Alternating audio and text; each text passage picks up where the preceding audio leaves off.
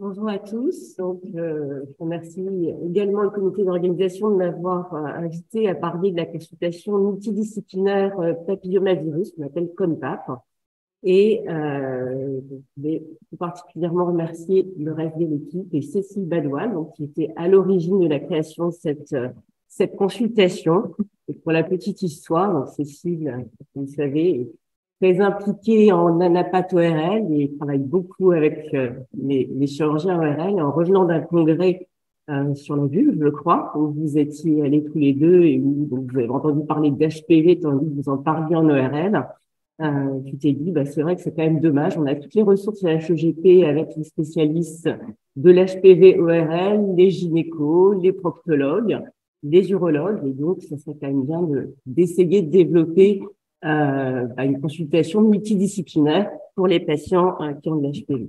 Je voulais remercier aussi Hélène, que je vois là, David qui va être en haut, donc les virologues qui travaillent avec nous, les immunologues cliniques, donc il y a Laurence Weiss que vous avez vu, je crois que Juliette Pavie est là aussi, et puis donc mes collègues donc proctologues, donc Frida Bialou, Sophie Hurel en urologie et Aïssa Mirgani et Gonzague Chambrin pour les ER.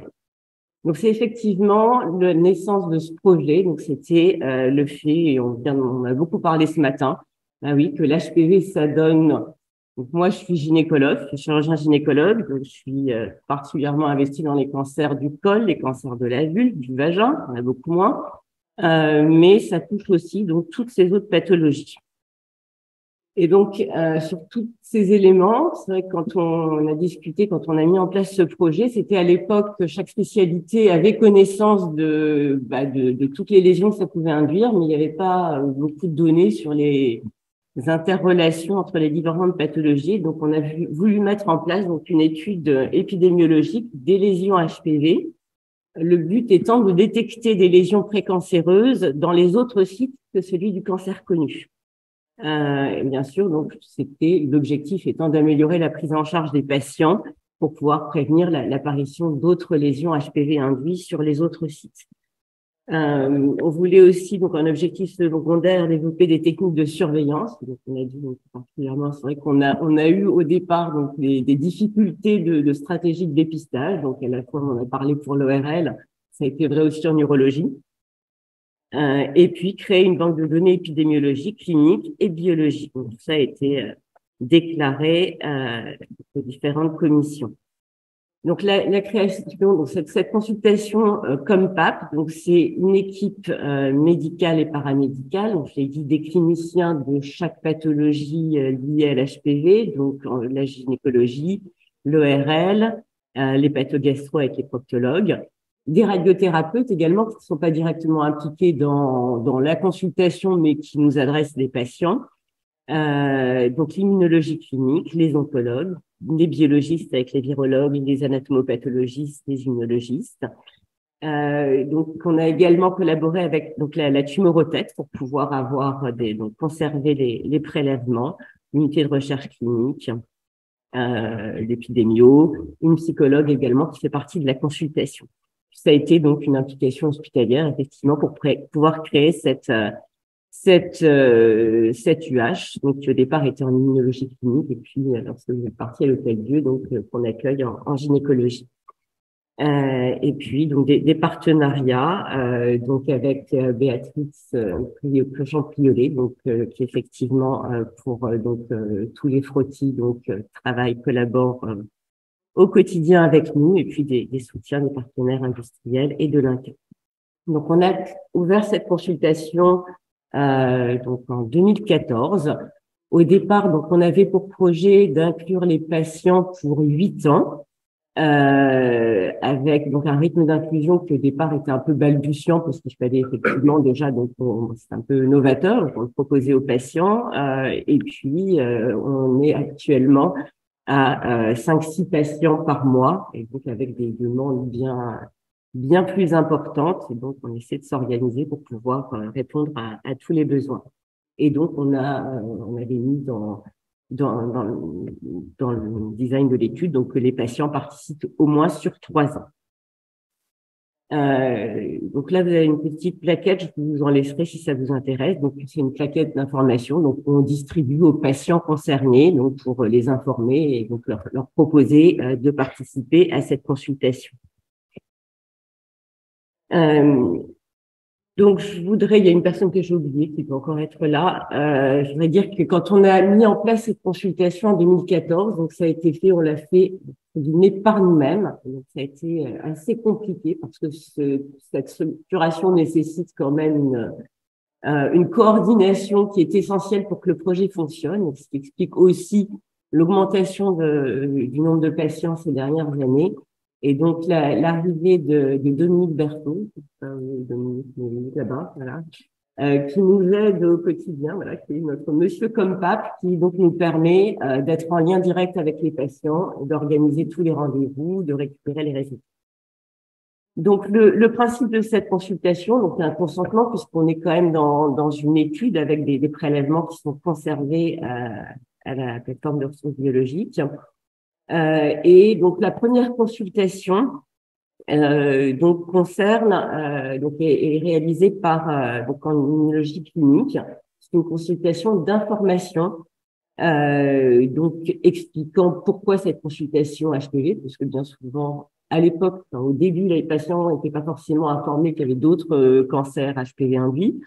Oui, on recueille également des pratiques sexuelles des patients. Voilà, donc tout ça étant bien sûr sécurisé. Et puis, donc, il y a un certain nombre de prélèvements qui sont réalisés donc avec des sérologies sanguines, recherche d'herpès et sérologie hépatite. Lors de la consultation suivante, donc ça c'est la première consultation, et puis les patients reviennent pour une seconde consultation qui est, elle, donc vraiment multidisciplinaire, et donc sur une demi-journée, les patients ont une consultation de gynéco, d'ORL, de procto, donc ça pour les femmes et pour les hommes, une consultation d'ORL, de proctologie et d'urologie, donc pour les hommes. On leur propose systématiquement de rencontrer la psychologue. Et donc, dans chacune de ces consultations, donc on réalise un test HPV donc sur le site concerné et un frottis. Et donc, c'est là qu'effectivement, je vous disais qu'il y a eu une évolution au cours de la consultation. Il y a eu des mises au point qui n'ont pas été évidentes au début sur le type des couvillons, de brosses qu'on utilisait. Et donc, on a peu à peu mis au point tout cela. Alors, par contre, je pense qu'une diapo qui manque, parce que j'ai juste oublié de vous dire, alors je vais vous dire à côté là, qui est-ce qu'on inclut dans cette consultation? Je vous ai dit qu'effectivement, c'est les cancers HPV induits, mais donc on inclut à la fois les cancers liés à l'HPV, donc que ce soit tous les cancers gynéco, cancer ORL, cancer anal, cancer du pénis, même si c'est beaucoup plus rare. Et également, on a élargi aux lésions de haut grade, pour pouvoir proposer aussi ce dépistage chez des patients pris en charge pour des lésions de haut grade. Donc le bilan sanguin qui est proposé, donc une partie de ce bilan est fait, donc correspond à des prélèvements qu'on peut proposer en soins courants pour des patients qui ont une pathologie HPV induite, donc sérologie HIV, hépatite, syphilis et HPV. Et puis, dans le cadre de la recherche, donc il y a également lors de la première consultation, donc on fait un bilan CD4, CD8 et une plasmatique. Donc je vais vous présenter les résultats, donc qui sont pour l'instant préliminaires, donc à fin 2022, en sachant qu'effectivement on est arrivé pour les premières patientes à 8 ans, mais les premiers patients, mais qu'ils ont du mal à lâcher. Donc, je pense qu'on va probablement poursuivre maintenir ces patients dans la cohorte parce qu'effectivement, ils sont très attachés à ces consultations annuelles. Donc, on a inclus jusqu'à la fin de l'année dernière donc 128 patients, essentiellement des femmes, donc 81% de femmes et 19% d'hommes. Et bien sûr, donc c'est la gynéco qui est essentiellement pourvoyeur d'inclusion, donc avec 60% de cancer du col donc à l'inclusion, 21% de cancer de l'anus. En troisième position, les cancers ORL, et puis à la marge, un cancer du pénis et un cancer du vagin et un cancer de la vulve. Si on regarde la différence entre femmes et hommes, on retrouve un peu l'épidémiologie qui a été décrite ce matin. Donc effectivement, chez la femme, donc c'est essentiellement le cancer du col, suivi par le cancer de l'anus, et puis chez les hommes, là on a voilà, des proportions à peu près équivalentes entre anus et cancer ORL, et puis les cancers du pénis, donc qui sont très rares. Dans l'accord, donc si on regarde les autres cancers, donc HPV induit qu'avaient eu les patients, donc avant le cancer pour lequel, qui a motivé l'inclusion dans la consultation comme PAP, donc il y a 10 patients qui avaient eu, sur les 128, qui avaient eu un autre cancer HPV induit avant l'inclusion. Donc, il y avait eu 8 cancers du col parmi les patientes qui ont été incluses pour un cancer de l'anus, un cancer ORL ou un cancer de la vulve. Donc ça, c'est effectivement épidémiologiquement aussi ce qu'on décrivait, même si on ne retrouve pas toujours, mais le cancer du col, donc qui précède les autres lésions chez la femme. Il y avait un antécédent de cancer de l'anus, donc pour une femme qui a par la suite présenté, donc et ce pourquoi elle a été incluse, un cancer du vagin, et puis un cancer ORL chez une femme incluse pour un cancer du col, donc qui a présenté cette lésion ORL avant. Concernant le suivi, donc là le suivi il est effectivement très différent entre le début de la consultation où Dominique n'était pas là et donc les patients effectivement n'étaient pas relancés systématiquement. Donc là pour ces dernières années globalement tous les patients n'ont plus perdu de vue et les patients sont reconvoqués tous les ans. Mais bon, en raison effectivement, du manque de coordination au départ. Donc, on a eu quand même 21 patients qui n'ont pas eu, qui n'ont eu qu'une consultation. Et si on répond donc à notre critère que les patients aient au moins 3 consultations au cours de l'ensemble du suivi, 36 n'ont eu que 2 consultations. Donc, c'est un taux de perdu de vue de 28% qui est important, mais qui est essentiellement au début de la cohorte où effectivement il n'y avait pas cette coordination. Globalement, donc les patients avaient 2,4 consultations. Concernant les résultats, donc pour les prélèvements gynécologiques, eh bien on voit donc que la plupart des patientes ont des HPV, enfin un test HPV négatif. Et donc 37% quand même ont un HPV à haut risque, plus ou moins associé à un HPV à bas risque, et 5% un HPV à bas risque seul. Concernant les résultats des frottis, donc on leur faisait donc à toutes des frottis, donc on a retrouvé 24 frottis ascus, dont 16 avec un HPV à haut risque, qui ont conduit donc à des colposcopies. Et parmi ces 16 patients donc avec anomalie du frottis et HPV à haut risque, eh bien il y en avait un quart qui était donc qui avait présenté comme cancer à l'inclusion un cancer qui n'était pas gynéco. Donc la consultation a permis voilà de découvrir dans un autre site, en tout cas de conduire à des explorations pour la présence d'HPV. Au niveau anal, donc 50% des patients n'avaient pas d'HPV, 43% avaient un HPV à haut risque, plus ou moins associé à un HPV de bas risque, 7% un HPV à bas risque. Concernant le frottis, donc on a noté 23 frottis ascus, donc 14 avec un HPV à haut risque. Donc il y avait également un frottis avec donc lésions de haut grade. Et donc les patients ont eu des examens complémentaires, donc notamment une endoscopie haute résolution pour l'exploration. Et donc parmi les patients qui avaient ces lésions ascus ou de haut grade, donc il y avait 18 patients qui au départ n'avaient pas été inclus pour une lésion anale. Concernant l'ORL, bien là, on a les résultats, voilà, 97% d'HPV négatifs, 3% d'HPV au risque uniquement, 10 frottis ascus et 2 lésions quand même.